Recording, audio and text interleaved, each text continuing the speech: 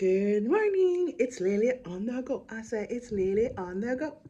Um, it is a beautiful Thursday, and I am legit wrapping up my time here in Perry. I apologize. Well, I just want to say that I have it's lack of space. When I try to do a video, doesn't really ever let me upload it. So I figure let me just do a nice little quick few minute summary of everything that's been going on so I can at least post it, and then I'll put all the videos together eventually. So it is officially Thursday. I am Friday, Saturday, Sunday, Monday. I'm like about 4 or 5 days away from heading back to lovely Florida. Yes.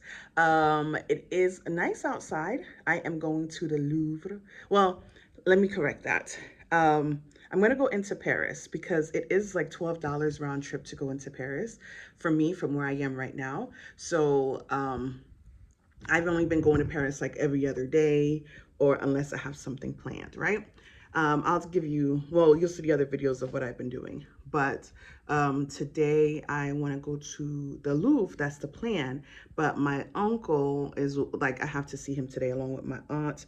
So he's going to meet me in Paris because he's going to be working in that area. And we're gonna go from there. But that's like around 5 o'clock. So I was supposed to do a split work where I was gonna probably go to the museum and then work a little bit before meeting him, right? And then probably have dinner with them, and then he'll take me back home and I'll wrap up work. But I went to go buy the tickets online, and I don't know, the hours are kind of weird. So I don't know what I'm gonna do.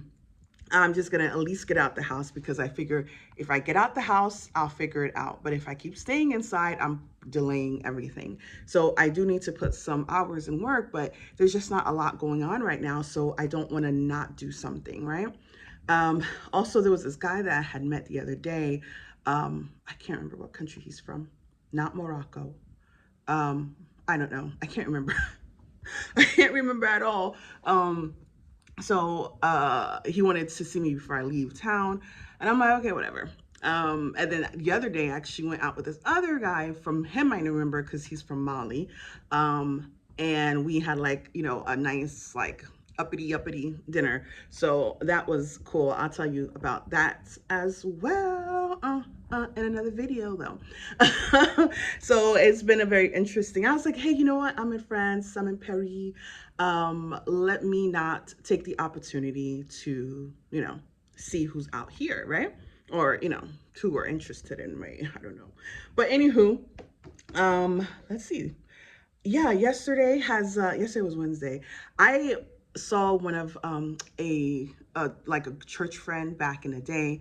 He posted that he was doing this video production for this event company, and I saw Common. He took a picture with Common, and I was just like, look at him. And I had posted, just saying congratulations, and it was like, for me, let me tell you, for me it was really really nice to see, because when I worked in the children's ministry at my church I was a director for a couple years, and doing events. So I was always seeing him running up and down. He was in video production, he was in the audio, and he would be running, and everybody's like, hey, I need this, I need that. And he would be the go-to dude. And he was young, like a teenager, and got older, and he always just kept doing the work. So for me, it was just like warmed my heart. And I told him like how happy I am for him that he took that skill and he made it like something he enjoyed doing, and now he's doing it on a bigger scale and have his own production company,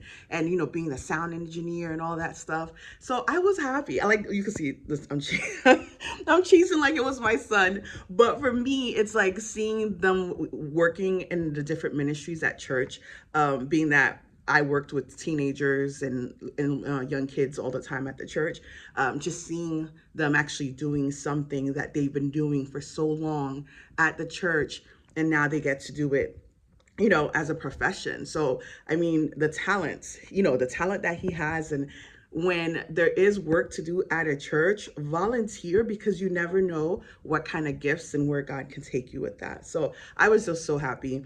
And I think I mentioned when I was doing my friend's baby shower, one of the kids, because like I said, I was director of children's ministry for like 7, 8 years. So one of the kids, like they're all grown. So every time I go to Georgia, I'm like, hi, and they're like, hi, hi, and they're excited to see me, and I'm like, I just cannot remember because you have grown up, right? It's like new kids every time. So anyway, I was he so he came to me and he was like, "Oh, you don't remember me?" I'm like, "Oh, I can't remember. I can't make out the face, right?" And he's like, "I want to tell you thank you so much because it was because of you that purchased the drums for us that I've enjoyed playing the drums and all this good stuff." And he was like, "Thank you for starting my career." I almost cried, okay? Because that was the last thing that I had did before I left. We're doing fundraisers, and then afterwards, like I went and physically went to go pick up the drum sets. And because we wanted the kids in children's ministry to have their own drums so they could do their own praise and worship services. And when I was coming back to the church, I always saw a few of the boys playing in the church service, like the main church service. And I was just like, so it melted my heart to see it when I would go into town. But for him to come and tell me like I started his desire for it, like, I encouraged it or all that stuff, it was just great. So that made my heart like seriously, like I'm like, you know what, if I've done nothing else in life, I got that acknowledgement from a young child who, I gave him that. But it's not to boast, it's just for me to like, for me it just makes me feel happy that I had that effect, and the things that I did at the church, the struggles, all that different stuff was really worth. Some kids got a lot out of it, and he was still playing in the church and still committed to it. So that is great. But then also, I don't know if y'all heard about some Haitians eating cats in Springfield, Ohio. My brother, I'm in a different time zone, and he brought it up, and I was just like, huh? And geeses. So I'm just like, huh? So we've been going back and forth in our, in our group family chat and kind of just sharing ideas and stuff. And I said, now,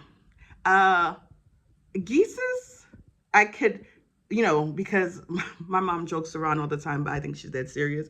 Like, it's ducks, and people eat duck. I mean, you go to a freaking restaurant, like the restaurant I went with that guy the other day, and they had duck confit. So for them, it's ducks, just like any other ducks. But when it comes to the cats, I'm just like, the cats, I understand, of course, how do I feel about the immigration overall, regardless of who it is. I understand somebody who is here, who's working, who doesn't really have a lot, and then somebody gets to come in and they get all these resources. The government gives them all these resources, all the taxpayers, people like me in the middle class, or I don't know, I guess higher, lower, middle, I don't know, are the ones paying these taxes. Trust me, I live in Florida, and I get in line and I have to decide if I want to go with the generic store brand bread, which I don't eat bread.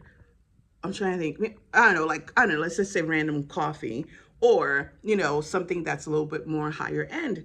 I have to decide that. But the person in front of me has a cart full of groceries, and that's just not immigrant. It's just the whole, it's not just the immigrant concept. It's just the whole system, period, right? And they have a card, and they have a card with, I don't know, I wouldn't say endless money, but money provided to them. But for me, I need like my AC replaced, and I can't shell out $10,000 for a new AC. And I fill out an application for the county for assistance, right? And they tell me, oh no, your salary can feed a family of 8. What? Who told you, ma'am? Like, you don't know what other bills I have, right? So I understand, and I can understand a flux, like a influx of people that you don't know coming into your town. So, and I hate that. I honestly hate that. Not because I'm Haitian. I hate that for people, immigrants, period, to have to leave their country to come to another place where they're not wanted. I see that here in Paris, and it cringes me because I can tell that people are not comfortable with them there. You know what I mean? Especially with so many of them. But I understand that, well, friends kind of done stole from their country and done a whole bunch of stuff to them. So yeah, friends, you better open them doors like nobody's business. but who am I? But I understand this whole situation, and I trust me. If I could go to Haiti and really like do something where people wouldn't have to leave, that would be my dream. That would be like, I would feel like I've accomplished a lot if I could do that. If I can really muster something where people do not have to leave their country, in Haiti, Haitian specifically. But back to what I was saying, the Haitian people, yeah, we are, I could say, I don't see us eating cats, eating dogs. Um, and I was watching my brother's video. I didn't finish it. So I think his YouTube channel is Blue Review something. I can't remember. I'll link it. But he was talking about it, and you know how we were confused, and it just sounds like you have people, the Haitians saying we are not doing that, and then you have the American people saying, yeah, it's getting done. So where's the actual video of somebody grabbing the cats? Like, this is America. This is social media time. People in Springfield don't have phones. They don't have cameras. If you are saying that it's happening, just show that it's happening. Now, I don't know, maybe there's people who are practicing certain things that they do it. I could not tell you, but the fact that it is being blown out of proportion and mentioned like that, it's just so annoying, because they always find an opportunity to find some class of people to really emphasize the 1-2 people that may be doing it, and then taking it like that's what's happening over there. So that really irks me so much, and it does hurt for the simple fact that I was with my cousins yesterday, and we're having, a French, spread on the table, and we're discussing it because they are fascinated about what's happening to us in America, right? And we're discussing it, and I'm like, if my ancestors can see, like when I went to Haiti in 40 and earlier this year in January, I was back on the Labadie, and I'm just like, I felt like I was home. I felt like my people were calling, like my ancestors were calling, you know what I mean? And every time I see our people just having to struggle, it hurts so much, because it's like, oh God, it's like, one, you can't save everybody, right? But also people are just, all the struggles that my people had gone through overall, and how at a point Haiti was so beautiful and so people were coming to it.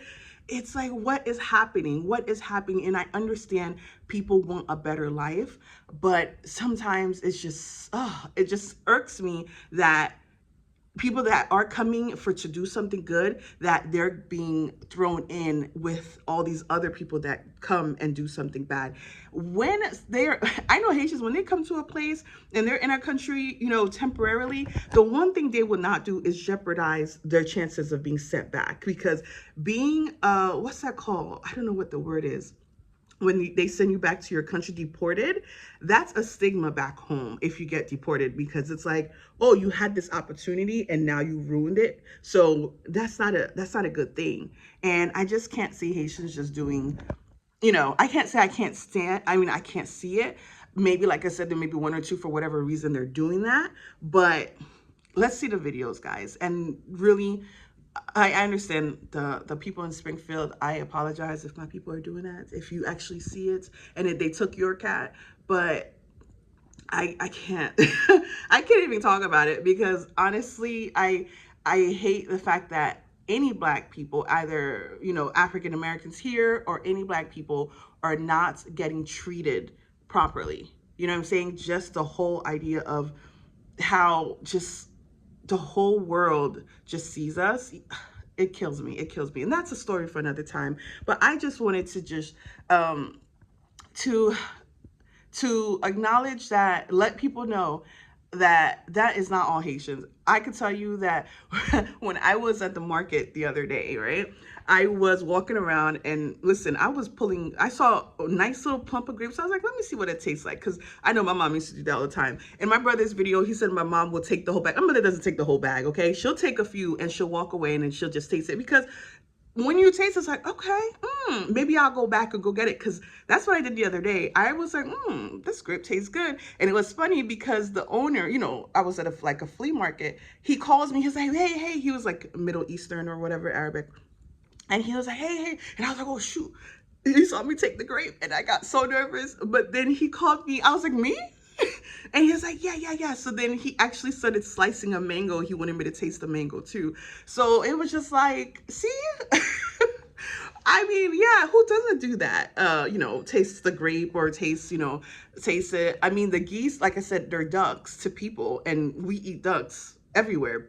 Everybody eats duck. So yeah, okay, they're getting it at the water, but to them it's ducks. But when it comes to the cats and dogs, I mean, let's just, I'm just gonna leave it there because I don't have, I have no skin in the game, if that's the word. Unfortunately, this is, America's really good for creating a problem and then try to show that they're the ones solving it. And the whole idea of immigrants coming to New York, hey, I feel you, trust and believe. The idea that they were going to come and give them work and give them, like, they were going to replace for the not for, COVID. That's the problem that they thought. And now they, have a whole bunch of thousands and thousands of immigrants from all over that they don't know what to do with. I don't know what possessed them to, the Kamala people, to open these programs to come and do the work, because we know, honestly, we Americans that have been working, we're not going to do the hard work, the dirty work, the factory, not, the factory, the field, the hard, that's not for us. Not, I wouldn't say it's not for us, but the immigrants, the people who come, they're going to want to do that because, or okay with doing that because they want to build their way here in America. But the jobs and the opportunities they thought that they were going to be coming here for, they're not getting it. So I don't know what to say. But I'm going to try to go ahead and upload this video real quick before I leave, because I may not have space when I get, I don't know. I don't know if I'm going to make it to the Louvre. I just have a lot of work to do, and yeah, but we shall see. I just wanted to pop in. I am winding down my last few days. I am sad. I actually had something pop up in my life that was a trigger for me literally a week ago, actually past Friday.